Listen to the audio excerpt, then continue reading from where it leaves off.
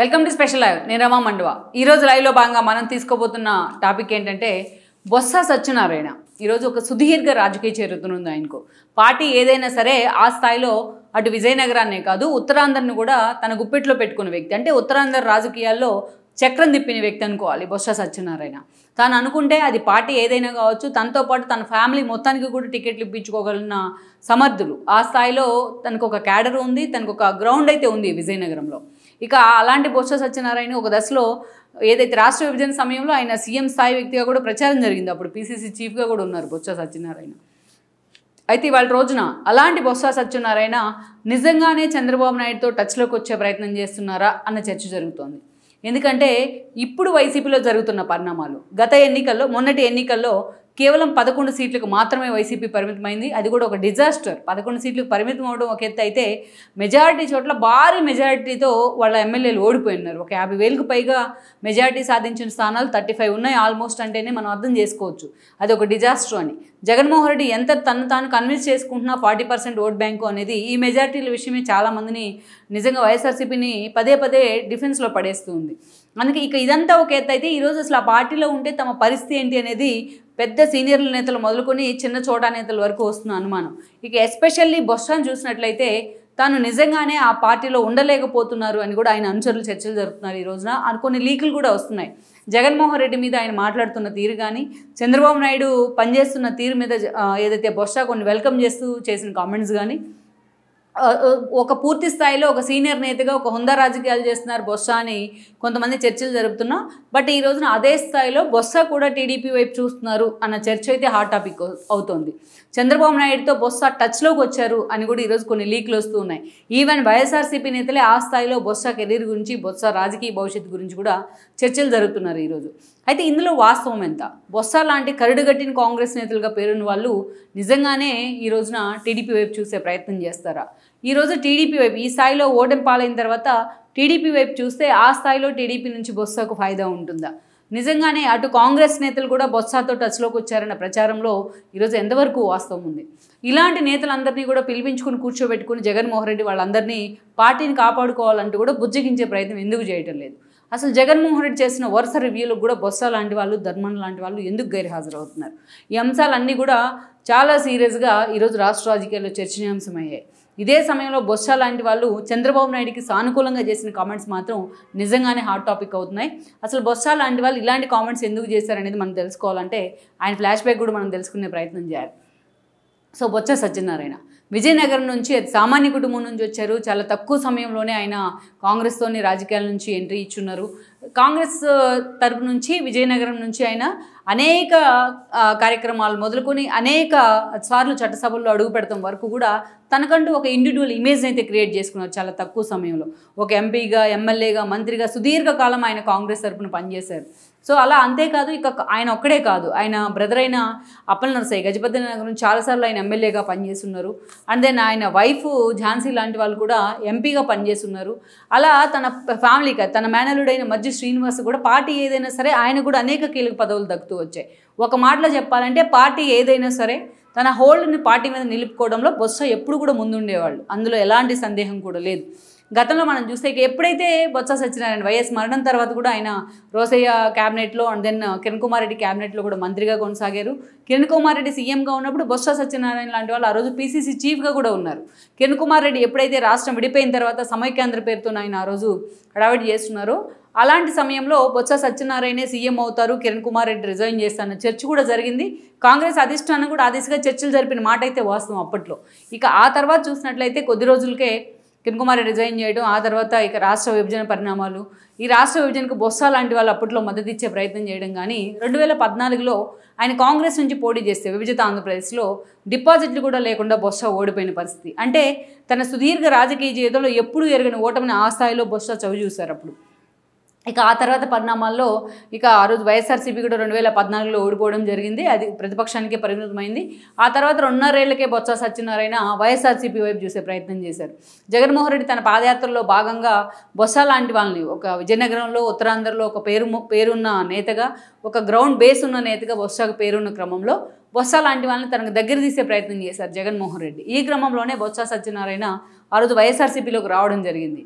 ఎప్పుడు కూడా ముక్కుసూటిగా ఉన్నదున్నట్టు మాట్లాడతారనే పేరు ఉంది ఆయనకు. స్పష్టంగా మాట్లాడలేకపోయినా బట్ ముక్కుసూటి వ్యక్తిత్వం అనే పేరు ఉంది బొత్స సత్యనారాయణకు.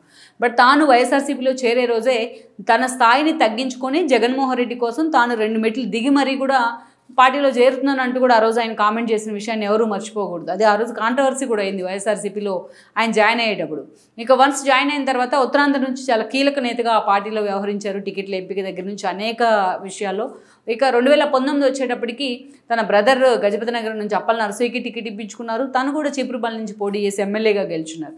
వన్స్ ఎమ్మెల్యేగా గెలిచిన తర్వాత ఆయనకి ఫస్ట్ క్యాబినెట్లోనే మంత్రి పదవి దక్కింది. ఇక 5 ఏళ్ల పాటు ఆయన మంత్రిగానే కొనసాగారు. ఆయన తీసి క్యాబినెట్ ఎక్స్పెన్షన్లో కూడా జగన్మోహన్ రెడ్డి ఆయన పక్కన పెట్టలేదు. కాకపోతే ఆయన శాఖను మార్చున్నారు, విద్యాశాఖ ఇవ్వడం జరిగింది ఆల్టర్నేటివ్గా.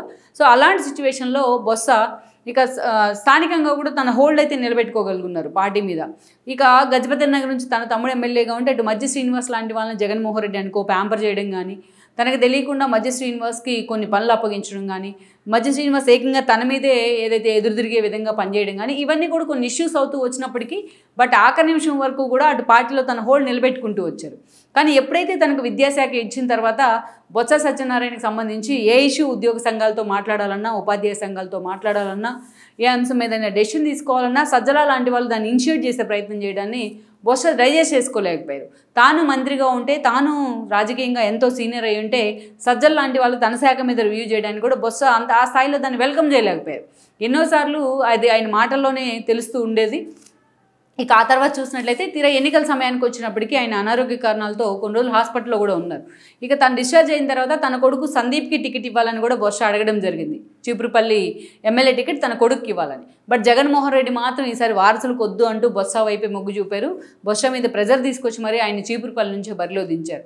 ఇక బొత్స భార్య ఝాన్సీకి అయితే మాత్రం ఆమె బొబ్బిలి నుంచో విజయనగరం నుంచో ఎంపీ టికెట్ ఇస్తారని ప్రచారం జరిగినా బట్ స్థానికంగా వైజాగ్లో ఉన్న పరిణామాలు, ఎంఈవి లాంటి వాళ్ళని వైజాగ్ నుంచి తూర్పుకు పంపించిన తీరుతో జగన్మోహన్ రెడ్డి వైజాగ్ ఎంపీ టికెట్ బొత్స ఝాన్సీకి ఇవ్వడం జరిగింది.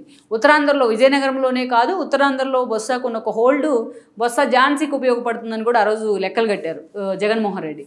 బట్ ఆ స్థాయిలో బొత్స సత్యనారాయణ వర్కౌట్ చేసినా తాను ఓడిపోయినారు, తన తమ్ముడు ఓడిపోయినారు, అండ్ దెన్ తన భార్య ఝాన్సీ కూడా ఓడిపోయిన పరిస్థితి అయితే ఉంది. ఒక సుదీర్ఘ రాజకీయాలను చూసిన బొత్స ఈరోజు ఓటమి పాలై ఉన్నారు. అయితే సీనియర్ నేతలు ఎవరూ కూడా మీడియా ముందుకు వచ్చే ధైర్యం చేయలేదు. ఓడిపోయిన తర్వాత వైఎస్ఆర్సీపీ 11 సీట్లకే పరిమితం అయిన తర్వాత కనీసం వీళ్ళెవరూ కూడా జగన్మోహన్ రెడ్డి రివ్యూలో కూడా కనిపించట్లేదు. కానీ వీళ్ళు ఇదంతా ఈ మొనాటనీని బ్రేక్ చేస్తూ ఆ రోజు బొత్స సత్యనారాయణ ఓటమి పాలైన మరుసటి రోజే మీడియా మీట్ పెట్టారు. మీడియా ముందుకు వచ్చే ప్రయత్నం చేశారు. తాము చేసిన కొన్ని పనులే తమ ఓటమికి కారణమయ్యాయంటూ కూడా ఆయన మాట్లాడారు. అంతేకాదు కొన్ని ఇష్యూస్ను కూడా ఏ తప్పులు చేశామనే అంశాన్ని కూడా బయటపెట్టే ప్రయత్నం కూడా చేశారు. అయినా అప్పుడే ఆయన చర్చనీయాంశం అయ్యారు కూడా. ఇక జగన్మోహన్ రివ్యూలకి బొత్స హాజరు కావట్లేదా, బొత్స నిజంగానే జగన్మోహన్ రెడ్డిని లైట్ తీసుకున్నారా అనేది పక్కన పెడితే ఈరోజు నిజంగానే జగన్మోహన్ రెడ్డికి బొత్స సత్యనారాయణకి గ్యాప్ పెరిగిందన్న మాట అయితే వాస్తవం. అయితే లేటెస్ట్గా ఆయన మరోసారి ఏదైతే మీడియా ముందుకు రావడం జరిగింది. వైఎస్ఆర్సీపీ పార్టీ ఆఫీసుల మీద దాడి చేయడాన్నో లేకపోతే వాటిని అక్రమ కట్టడాలంటూ కూల్చేయడాన్నో ఒక విమర్శిస్తూ ఈరోజు అదే సమయంలో రిషికొండ అంశాన్ని కూడా చాలా సాఫ్ట్ కార్నర్తో చంద్రబాబు నాయుడుకి అనుకూలంగా ఆయన మాట్లాడారు. రిషికొండ మీద టీడీపీ ఆ స్థాయిలో విమర్శలు చేయడం కానీ, రిషికొండ అక్రమ నిర్మాణాలు అంటూ కూడా తన నోటితో తాను అంగీకరించడం కానీ బొత్స చేయడం జరిగింది. అసలు ఈ పరిణామాల తర్వాత బొత్సకు తాడేపల్లిలో ఎంట్రీ ఉంటుందా లేదా అన్న చర్చ కూడా ఉంది ఈ రోజున. సో ఒకవైపు జగన్మోహన్ రెడ్డి కోసం మాట్లాడుతున్నట్టుగానే, ఒకవైపు ప్రతిపక్ష పార్టీగా మాట్లాడుతున్నట్టుగానే అధికార పార్టీ నిర్ణయాలని, చంద్రబాబు నాయుడు నిర్ణయాన్ని ఆయన సమర్థిస్తూ మాట్లాడిన తీరు అందరినీ ఆశ్చర్యంలో పడేసింది. ఈ క్రమంలోనే బొత్స సత్యనారాయణ లాంటి వాళ్ళు టీడీపీ వైపు చూస్తున్నారని కూడా చెప్తున్నారు, టీడీపీనో జనసేన వైపు. ఎందుకంటే మనం చూస్తే ఇప్పుడున్న వైఎస్ఆర్సీపీ ఉన్న సిచ్యువేషన్లో 11 మాత్రమే ఎమ్మెల్యేని గెలుచుకున్నారు జగన్మోహన్ రెడ్డితో పాటు. జగన్మోహన్ రెడ్డి కేసులు ఆయన వెంటబడి తరుముతూ ఉన్నాయి. తన పార్టీ భవిష్యత్తు ఏంటి అనేది ఒక పెద్ద ప్రశ్నార్థకమే. మరోవైపు తల్లి చెల్లి ఎవరు కూడా ఈరోజు ఆయనతో లేరు. ఒకవేళ ఏదైతే విజయసాయిరెడ్డి లాంటి వాళ్ళు, సుబ్బారెడ్డి లాంటి వాళ్ళు చెప్పినా జగన్మోహన్ రెడ్డి వినే సిచ్యువేషన్లో అయితే లేరు. డే 1 నుంచి చంద్రబాబు నాయుడు మీద ఆయన విమర్శలు మొదలుపెట్టారు. ఇప్పుడున్న సిచ్యువేషన్లో జగన్మోహన్ రెడ్డిని అరెస్ట్ చేస్తే అసలు పార్టీ పరిస్థితి ఏంటి అనేది కూడా అర్థం కాని సిచ్యువేషన్ ఉంది. అందుకే ఈ ఓవరాల్ ఎపిసోడ్లోనే బొత్స లాంటి వాళ్ళు తమ రాజకీయ భవిష్యత్తుకు సంబంధించి అత్యంత కీలక నిర్ణయం తీసుకోబోతున్నారనే చర్చ ఉంది. దానిలో భాగంగానే బొత్స లాంటి వాళ్ళు టీడీపీ వైపు చూస్తున్నారని కూడా అంటున్నారు. ఎందుకంటే విజయనగరంలో ఈ రోజున టీడీపీ బలపడాల్సిన అవసరం కూడా ఉన్నది. మొన్నటిదాకా జరిగిన చర్చ, బట్ మొన్నటి ఎన్నికలు అది పటాపంచలైంది. వన్ సైడ్ వేవ్ అయితే కనిపించింది. బట్ బొత్స లాంటి ఒక సీనియర్ నేత తమకు హోల్డ్గా ఉన్నట్టయితే విజయనగరంలో పార్టీకి ప్లస్ అవుతుందని కూడా టీడీపీ ఎన్నికలకు ముందు అంచనా వేసింది. కానీ ఎన్నికలకు ముందు ఆ ప్రయత్నాలు అంతగా వర్కౌట్ కాలేదు.